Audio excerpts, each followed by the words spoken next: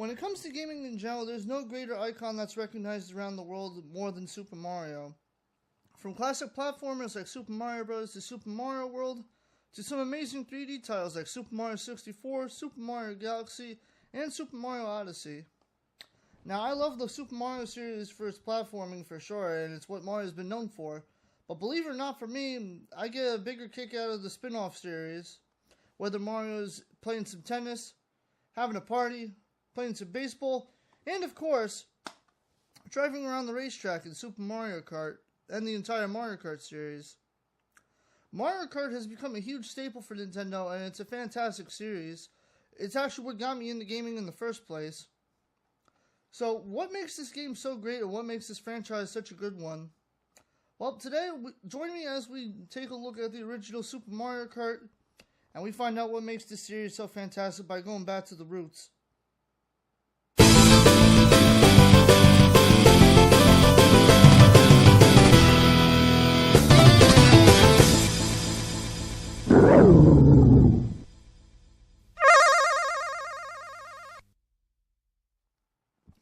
What's up, guys? Mike here. Welcome to the MMG Perspective, where I talk about and review some of my favorite and maybe not so favorite current and classic video games.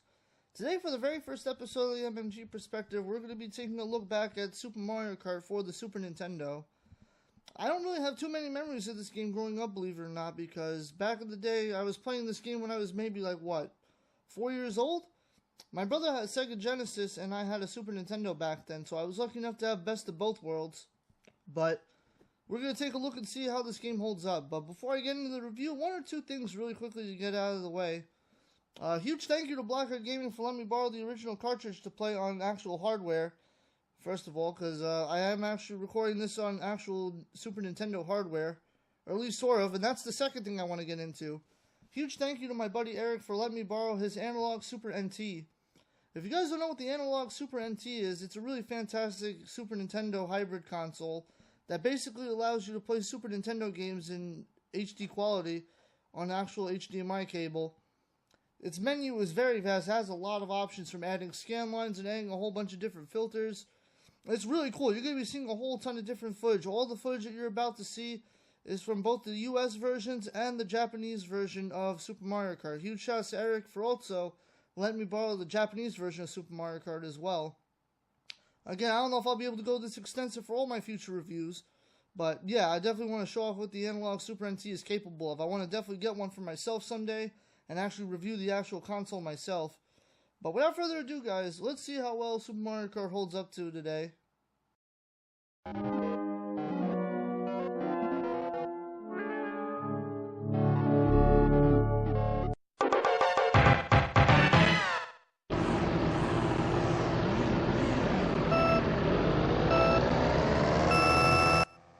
Super Mario Kart was released on September 1st in 1992 and was produced by Shigeru Miyamoto. This game absolutely defined the kart racing genre and led to many other developers trying to duplicate the magic found in this game, whether it's Diddy Kong Racing, Crash Team Racing, or other amazing games as well in the kart racing genre. But Mario Kart is where it all started. This game was an absolute innovation at the time, taking specific use of Super Nintendo's Mode 7 graphics, which basically allowed the background to be rotated and scaled to create the effect of cars driving, like in Super Mario Kart, or also F-Zero. Fun facts about Super Mario Kart and its development history. Originally, the game was only going to have a generic guy in overalls, but a few months into the game's development, they decided that Mario and his friends actually made a better fit for the game. And not only that, but Super Mario Kart was completely born out of the idea of having a multiplayer racing game, since F-Zero was almost exclusively single player. The idea of just adding in a battle mode was something that the developers decided to throw in as a way to have a good different mode besides racing that didn't involve competing for ranks. If you guys don't already know the basic concept of Super Mario Kart and the entire Mario Kart series, basically you stick Mario and his friends in some go-karts, you give them some items, you put them on a racetrack, and you let the chaos commence as you try to aim for first place. In terms of single-player options, you got your Grand Prix, where you can tackle 4 cups of 5 racetracks to go for the gold, or time trials to try to improve your times. The game also features versus races, and probably one of the biggest staples that would also shape the entire Mario Kart franchise, Battle Mode, where you would end up attacking each other and try to pop your opponent's balloons for a chaotic time on the battlefield.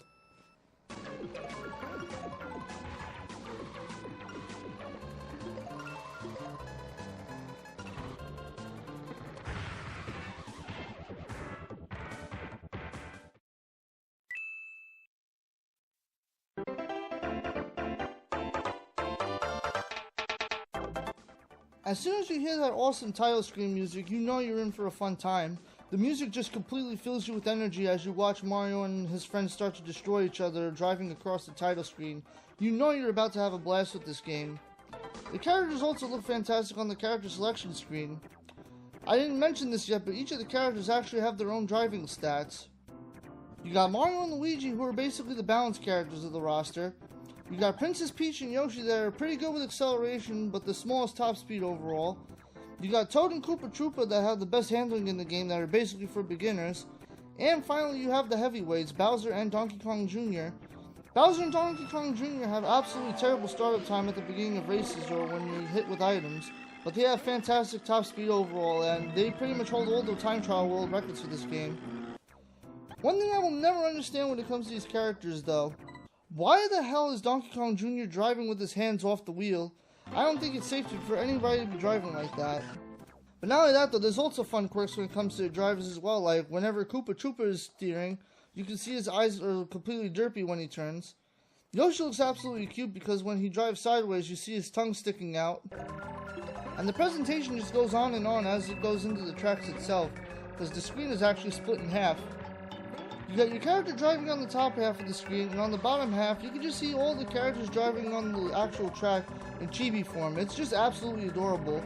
I really wish we would have another map system like that in some shape or form. Because honestly, this was really innovative for the time, but I can also understand that we need more gameplay screen as well. Everything is well placed though, and not too much is going on the screen. You got your time and item slot in the top right corner. And on the bottom right, you got your place, number of retries that you have left, and the amount of coins you have collected. It's nice and simple without too much clutter going on the screen.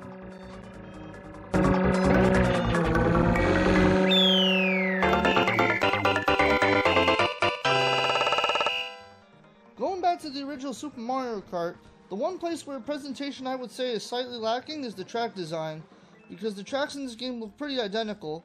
I have the entire 20 tracks in the entire game. There are 8 repeating themes. It's not terrible by any means for its time, but after a while the tracks tend to blend together, and the themes can get a little bit repetitive. Luckily for the game though, all 8 themes are absolutely fantastic.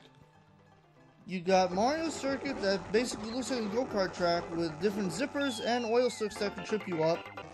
You got Donut Plains that have Monty Moles and bridges.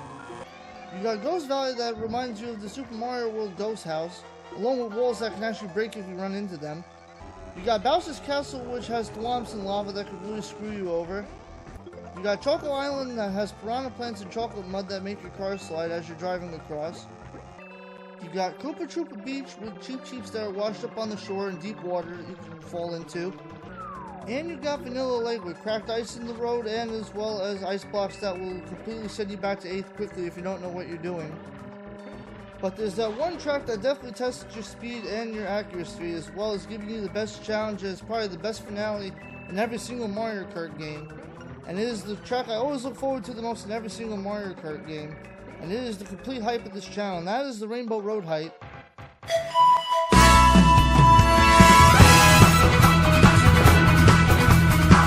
This is the complete birth of Rainbow Road, dealing with 90-degree turns, star power thwomps that will ruin your day whether you run into them or they crush you, as well as a nice split path at the end that makes you decide whether you want to risk it getting an item or getting crushed by the thwomps. Overall, the tracks in Super Mario Kart all have great layouts and are some of the most memorable tracks that I still love today. For me personally, some of my favorites are Mario Circuit 1, Donut Plains 1 and 2, Ghost Valley 1, Koopa Troopa Beach 1, Choco Island 2, and Rainbow Road. And I don't really think I have to tell you how awesome the music in Super Mario Kart is.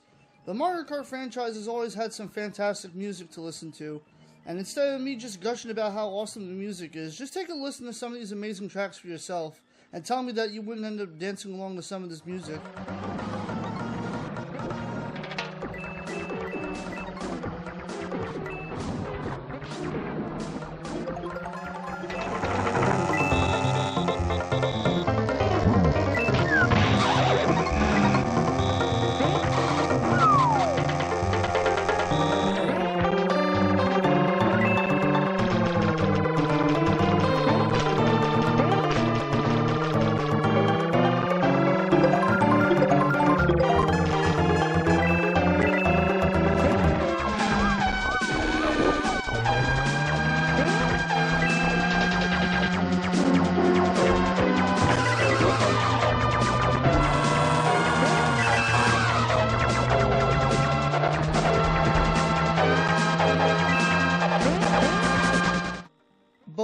Visual-wise and audio-wise, Super Mario Kart has some of the most amazing tracks and designs of its time back in 1992.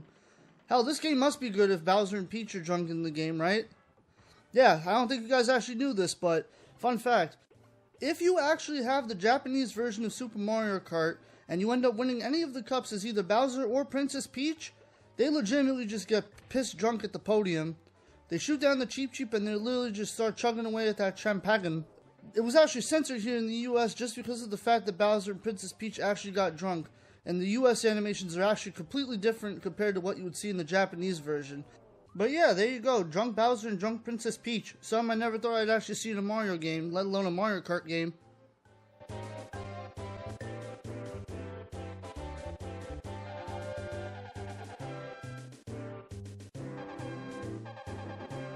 So visually and audio-wise, Super Mario Kart is a fantastic game, but that doesn't really mean too much if the gameplay and mechanics don't hold up well, even 25 years later. So how does Super Mario Kart actually hold up mechanics-wise? Well, that's actually where things get very interesting, because this game definitely has its ups and downs in terms of game mechanics. I don't even know where to begin. I guess I should honestly start with the difficulty spike in this game, because 50cc is pretty decent and it's definitely a good place to start out with if you're trying to get used to the game's mechanics, especially steering wise. But 100cc is actually pretty fast in and of itself, and that's not even considering how blazing fast 150cc is. The complete jump from 100cc to 150cc is completely two different levels. Even myself as a semi-professional Mario Kart player have a lot of trouble even on 150cc. The most I can actually even handle is 100cc, considering how fast the game actually goes and how brutal the CPU can get, which I'll get into in a little bit. Game mechanics wise, Super Mario Kart is very strange, even out the starting line with the rocket start, which is basically a mechanic that helps you get in the first place right away at the start of the match. You have to precisely hold the acceleration right between the first light and the second light that Lakitu shows off. If you're even the slightest bit off with the timing, well, yeah, that happens. So that's a lot of fun to deal with, especially if you're Bowser or Donkey Kong Jr. The steering, though, in Super Mario Kart is where things really do get very interesting, because you don't really have a sense of drifting or even mini-turbos in this game. They don't actually exist. Especially in some of the tighter turns, like in Donut Plains 1, there are a lot of U-turns and a lot of very tight turns in a lot of the tracks in Super Mario Kart. So you're probably thinking to yourself right about now, how do I manage to deal with these really tight turns while only holding left and right without spinning my car out of control? Well, the game is very interesting because there is sort of a drift mechanic, but it's not really a drift mechanic. The game expects you, as you're going through each of these turns, to basically tap the jump button, which is the R button, and basically bounce your way through the turns. This takes a very long time to master, and it's not easy to pull off at all. Half of the fun in Super Mario Kart is figuring out when to just hold left and right, and when to tap the jump button to make your turns a lot sharper without having to worry about falling off each of the tracks. Because some of these tracks are on some really precarious edges, and have some really bad gaps in the middle of some of these tracks. If you aren't careful judging when to tap the R button and when to hold left or right through the turns, your character will easily spin out of control or fall off the track and easily cause you to fall back to 8th place within a matter of moments.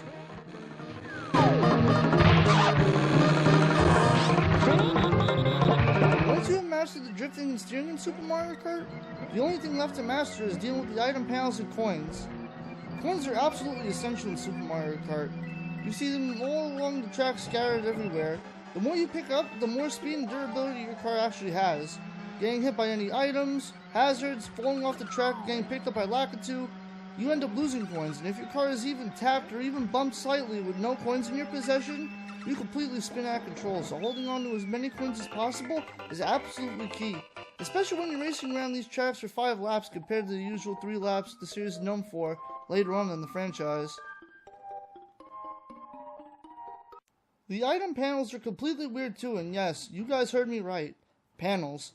Super Mario Kart actually didn't have any item boxes at all. Basically everywhere on the track you see these orange question mark panels, and once you drive over them they end up getting a weird angry face on them and you cannot grab it again for another item. So it's absolutely essential to plan the most optimal route in order to grab as many items as you can in order to win every single race in Super Mario Kart. In terms of the items that you can actually get in Super Mario Kart, the items are pretty basic, and sometimes basic is best. You got your green shells that fire forward or can be placed down behind you. You got red shells that home in on the car in front of you, even though in this game they can be actually wonky and the AI can just completely ignore them and jump over the red shells completely. You got banana peels that can trip up opponents. You got mushrooms that increase your speed. You got star power that speeds you up and makes you an essential battering ram on the battlefield. You have the Mario feather that actually makes shortcuts a complete breeze if you know where to use the feather properly. And you also have the lightning bolt, which is extremely rare in Super Mario Kart, but if you're able to get it, it basically shrinks all of your opponents down to a tiny speck. Those are all the items that you and everyone else can get while racing. I say all characters because when certain characters are actually the AI characters, they actually get specific items and perks that are just for them. And some of these perks are absolutely annoying as hell. Just keep in mind, only the AI racers can have access to these items and perks at all times. So Princess Peach and Toad drop orange mushrooms onto the track. You might as well think of these as the lightning bolt because if you run into them, your character completely shrinks. You can get run over, and you go completely slow for a very long time until you grow back to normal size. Bowser actually has fireballs that when he places them on the track, they actually move left and right across the entire track, and it's pretty hard to dodge them, and when you hit them, you spin absolutely out of control. I honestly think that getting hit by one of Bowser's fireballs is a fate worse than getting hit by a red shell or a green shell in this game. The same goes for Yoshi as the AI because he actually throws Yoshi eggs. If you run into them, I think spinning out of control from Yoshi's egg is actually worse than a banana peel. And it's funny enough that I'm mentioning banana peels because Donkey Kong Jr. has nearly unlimited banana peels. I have had plenty of times on the racetrack where Donkey Kong Jr. has been able to fire like 2 or 3 bananas, like in rapid succession. And keep in mind, when these characters fire off these items, they don't need to be driving past an item panel. They can just randomly spawn these items out of nowhere, and that's what makes these perks absolutely obnoxious. Especially if you have someone like Koopa Troopa that's throwing nearly unlimited green shells. Luckily they don't travel back and forth and bounce off the walls. He just throws them like a banana peel as well, but if you spin out of control, that's pretty much it. You're going back to 8th place almost immediately. But I think the worst offender in this game is probably Mario and Luigi, because they have access to the Starman power-up almost infinitely. Thankfully, with the Starman power-up, they don't actually speed up and drive right past you, otherwise that would be completely broken. But the minute you start driving anywhere near Mario and Luigi, they just completely start flashing and the Starman power-up is just completely activated. They'll literally try to ram you as hard as they possibly can and knock you back down to 8th place almost immediately. So if you're reversing Mario and Luigi and they are your rivals on the track, or you're just near them on the battlefield in general, just drive far away from them, because if you're anywhere near them it just automatically activates. Just stay away from Mario and Luigi and you'll be perfectly fine in terms of racing with them on the tracks.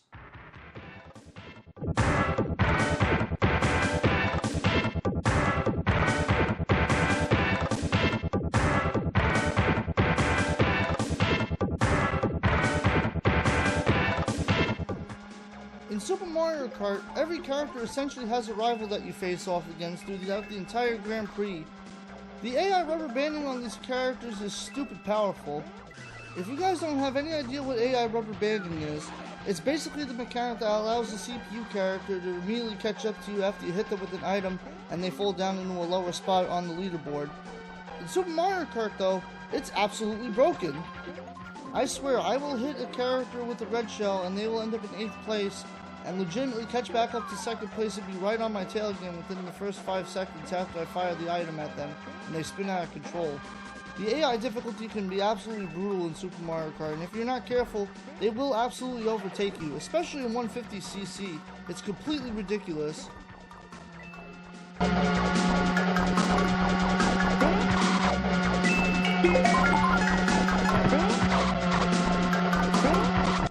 Before I actually talk about a little bit of the multiplayer aspect of Super Mario Kart, I got a few fun things I gotta teach you really quickly. If you're just starting out in Super Mario Kart and you don't have the Special Cup yet, the only way to unlock the Special Cup is actually by being the Mushroom, Flower, and Star Cup in 100cc. But there is an actual way you can actually unlock the Special Cup on Time Trial and 2-player match races. Put your cursor on the Mushroom Cup at the track selection screen and press the following buttons: L, R, L, R, L, L, R, R, A. If you haven't unlocked the Special Cup already, it actually pops up underneath the Star Cup, which I think is a really awesome touch if you want to try out Rainbow Road before actually racing on it in Grand Prix mode.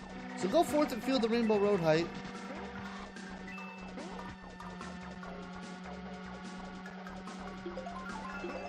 In Grand Prix mode, if you actually win 3 or more tracks in a row in any of the cups, you actually get extra credits as well to keep yourself going when the times get tough, especially when you're going to need them in the Special Cup for some of the harder tracks.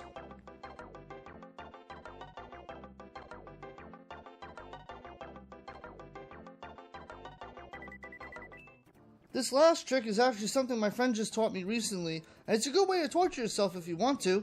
At the character selection screen, only in racing modes though, if you hold Y on the character you want to play as and you press the A button, your character will completely shrink.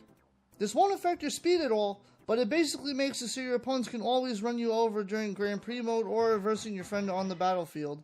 In Grand Prix mode, by the way, if Princess Peach or Toad throws one of the orange mushrooms on the track, you actually might want to run into them because it actually makes your character go back to normal size for the remainder of the race. But keep in mind, in the next race you're going to be completely shrunk all over again, so it's only a temporary fix. I actually did pretty decently with my friend on here until this happened in the final track.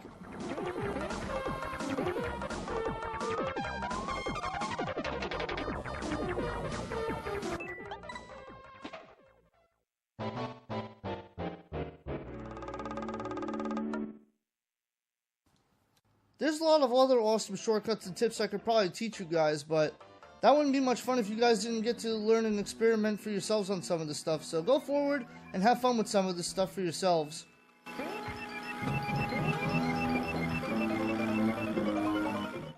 Now to talk about the multiplayer aspects of Super Mario Kart. And to be perfectly honest, there's not really too much I can actually say about the multiplayer aspects of Super Mario Kart that I haven't already said about the single player mode. You could verse each other in a Grand Prix together. You could also verse each other one-on-one in versus races. But let's be honest, if you have real problems with your friend and you want to settle a match and you want to really prove who's the better Mario Kart driver, you take it to battle mode.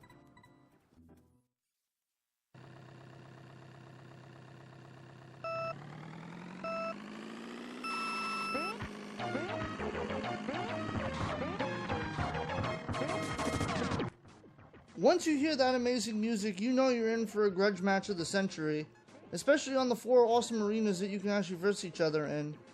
I honestly wish that there was more variety in the arenas, more than just being square arenas, but honestly, for battle mode, this was a simpler time, and honestly, these arenas really do hold up well today. You pretty much have basic items, just like I was talking about earlier with the single player mode. Basically, green shells, red shells, bananas, mushrooms, feathers, and star power. You don't get the lightning or anything else here though. Honestly, things just get absolutely hectic because once enough green shells go on the battlefield, you just see green shells flying absolutely everywhere and it just becomes a complete dodging match to see who can avoid all the green shells the longest, while you're also trying to avoid getting run over by your friend using star power and trying to avoid all the red shells that come your way. You and your opponent both have 3 balloons to start off with at the beginning of the match. Once one of you pop your other opponent's 3 balloons, you are the last one standing and you are the victor. It is complete strategy to try to find the best way to pop your friend's balloons while avoiding getting hit yourself. It's a complete game of cat and mouse and it honestly gets really intense. I know in later Mario Kart games they kind of took out the whole last man standing feature, but honestly, it's not a lot of fun if you can keep coming back with your balloons. I think future iterations of Mario Kart need to bring back the whole last man standing option. When you lose all of your balloons, that should be it. This was how real men settled the score in Mario Kart, and that's how it should be in all battle mode balloon matches in the future. I mean, I don't mind the whole score system and the whole point system in later Mario Kart games, but I like the intensity of knowing that I have like 1 balloon left and once it's popped, that's it. That was the whole joy of battle mode here. And it's simple and it's clean and it's just amazing to verse your friend on the battlefield like this. And that's why this battle mode is simple, but it's also very amazing. If you have the time, definitely verse your friend in battle mode whenever you have the chance. It's a good time.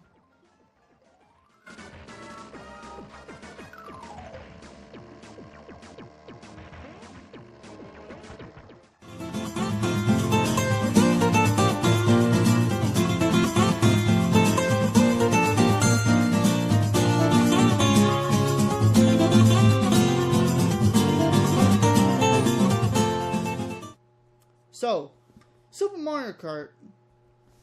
Honestly, looking back at this game is still very solid after 25 years. I don't know if this game is completely aged gracefully over the years, considering some of its major flaws that it definitely had back then. Some of the track layouts and designs were definitely repetitive for its time, and the AI rubber banding in this game was absolutely brutal, and 150cc was just absolutely nuts.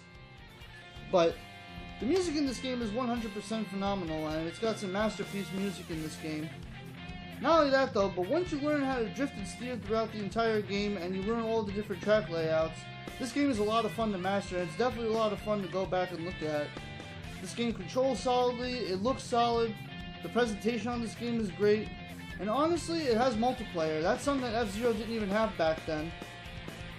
And honestly, this is the complete start to the Mario Kart franchise. This started everything. This game pretty much paved the way for all different kart races of its time, and even further beyond. Kart races are still being made today, and it's all thanks to this game right here. And again, this is even the game that got me into gaming. If you guys haven't gone back to look at this game yet, I definitely highly recommend it if you haven't already. I mean, there's no excuse not to look at this game. This game is pretty much everywhere at this point. It's on the Nintendo 3DS eShop and the Super Nintendo Classic Edition. But me, I'm a purist. And again, I have to give a huge thank you to Blockhead Gaming for letting me borrow the cartridge to record all the footage off of. And I also have to give a huge thank you to my buddy Eric for letting me borrow his analog Super NT, which is pretty much a Super Nintendo on steroids. And it's definitely something I want to look into in the future. As well as letting me borrow the Japanese version of this game as well to show off those other little tidbits. But yeah, that's going to do it for episode 1 of the MMG Perspective, and I seriously hope you guys enjoyed it, and I hope you guys look forward to future episodes to come in the future. But yeah, that's going to do it for this. Thank you guys as always for watching. Never stop reaching for tomorrow, my fellow Monster Gamers. And remember to keep your eyes and mind open to a fresh perspective and endless possibilities. Take care.